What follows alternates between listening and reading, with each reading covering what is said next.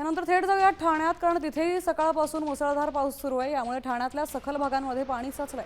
शहरात सुमारे 2 तासात 50 मिलीमीटर पावसाची नोंद झाली आहे। शहरातल्या बाजारपेठेत, तलावपाळी परिसरात, घोडबंदर रोड आणि वंदना सिनेमा परिसरात पाणी साचलंय। तर आता या वंदना सिनेमा परिसरातून थेट आढावा घेतात आपले प्रतिनिधी विकास काटे। आपण पाहूया तिथली परिस्थिती काय। आज सकाळपासून ठाणे शहराला पावसाने झोडपून काढलेला आहे। ठाण्यातला जो काय वंदना सिनेमा हा जो काय सकल भाग आहे, या ठिकाणी आपण बघू शकतो खूप मोठ्या प्रमाणावरती जे पाणी साचलेलं आहे। 1 फुटाहून अधिक हे जे काय पाणी आहे हे या ठिकाणी साचलेलं आहे। खास करून वंदना सिनेमा या ठिकाणी दरवर्षी महानगरपालिकेच्या वतीनं दावा करण्यात येतो की या ठिकाणी पाणी साचणार नाही, परंतु या ठिकाणी पुन्हा एकदा पाणी साचलेलं आहे। 1 फुटाच्या वरती या ठिकाणी पाणी साचलेलं आहे।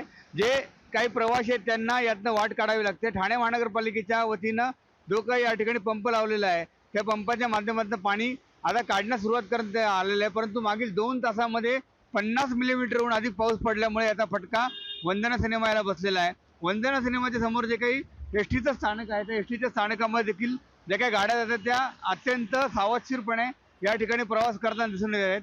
ह्या ज्या काही गाड्या आहेत, या गाड्यांच्या माध्यमातून लांब पल्ल्याच्या ज्या काही खास करून घाटावरच्या गाड्या असतील या ठिकाणावरून रवाना होतात। जे प्रवासी आपण बघू शकतो ते देखील आता जीव मुठीत घेऊन या ठिकाणाहून जात असल्याचे चित्र आपल्याला दिसून येत आहे। विकास काटे, साम टीव्ही न्यूज, ठाणे।